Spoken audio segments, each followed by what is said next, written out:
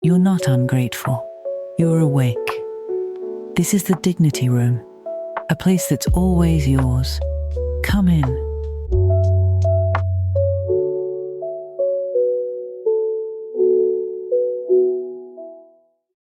Think about every form you filled out in the last year.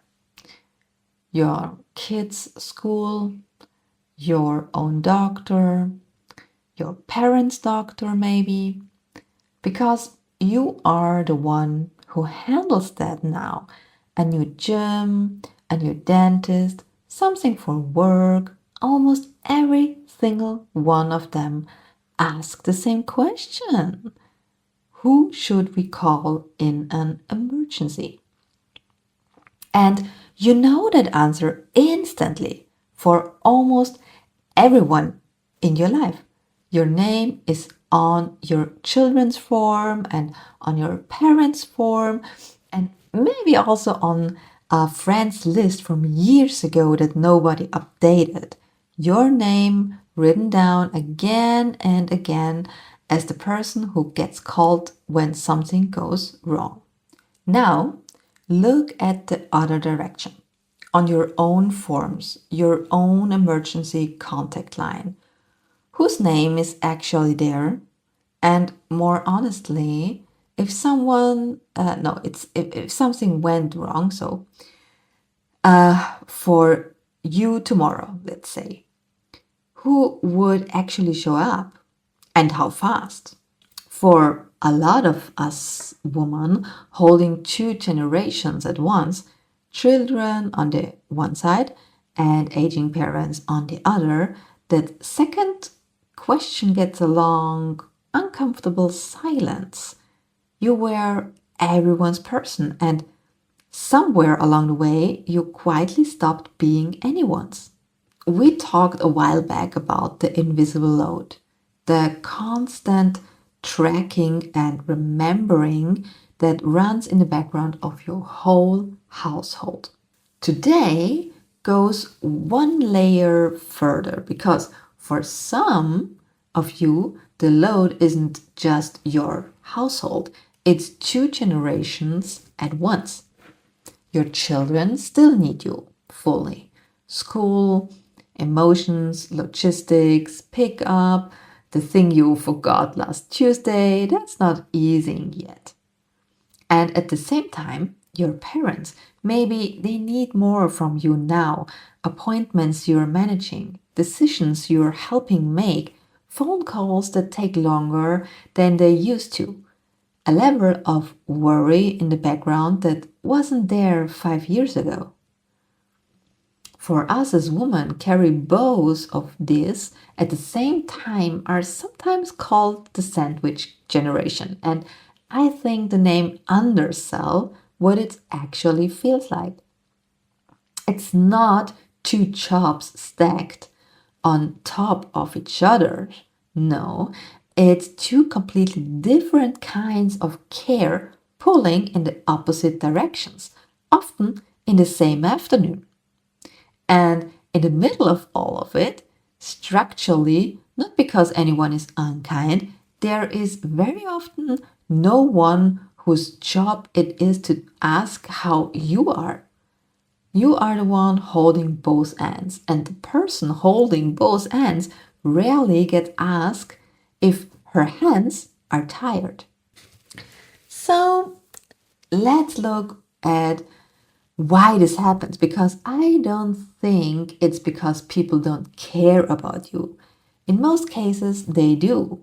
Here's the thing with your children, the role is clear and visible. Everyone understands it. How are your kids? Is a normal question. People ask it all the time.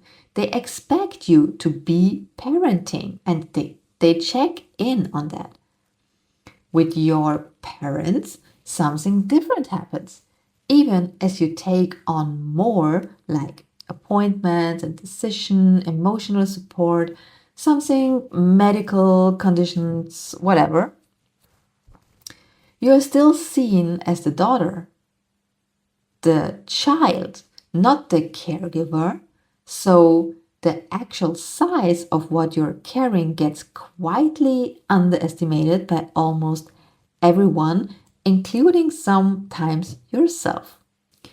And then there's the space in between, the space where you're not the parent and not the daughter.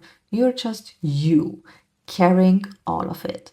That space has no clear role, no script. Nobody has a how are you managing both at once question that they are asking regularly. So you don't get asked, and because you don't get asked, you don't say. And because you don't say, people assume you're fine. And here's what makes it lonelier. The people who love you, your parents, your friends, your siblings, often genuinely don't realize how much you're caring. Not because they don't care, because you are so good at carrying it that it looks like nothing from the outside. You didn't become invisible because love disappeared. You become invisible because the position you're in has no name, and things without names are easy to walk past, even by the people who love you. I want to name something underneath all of this because I think it deserves to be said directly. There is a specific kind of grief in this position that almost nobody talks about honestly. You are watching your parents, the people who were in charge for most of your life, the people who looked after you, slowly need to be looked after instead. That's not just a logistical change. That's one of the most disorienting roles reversals a person can go through. And it's happening at the same time you are raising children who still need you completely. There's no good moment in the day to feel that grief. You are too busy managing the actual work, the appointments, the school forms, the phone calls, the medications to stop and let it land. So it waits. It sits underneath everything and it adds its weight to what you're already carrying, even on days when nothing dramatic is happening at all. And I want to say something here directly because I care about you and I won't pretend a podcast can do everything. If what carry if what you are carrying has become genuinely too heavy, if the grief and the exhaustion and the responsibility for two generations at once has become more than you can hold alone, that's not weakness. That's a real signal. And there are real forms of support worth seeking. Maybe a therapist or maybe a caregiver support group, a real conversation with your doctor about your own well being, not everyone else's. You matter in this picture too, not as an afterthought, as a person. What I can offer today is smaller than that, but still true. Your exhaustion is real, your grief is real.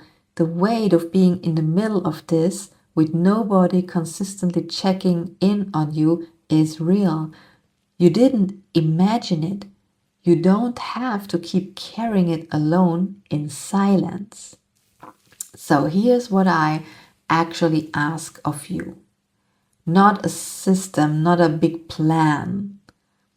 Think of one person, just one, who could be something like your emergency contact, not necessarily for a hospital form, though that matters too. More broadly, one person who, if you said, today was too much, I'm not okay, would actually show up, would actually ask the follow-up question, would treat your exhaustion as something real, not something to manage around.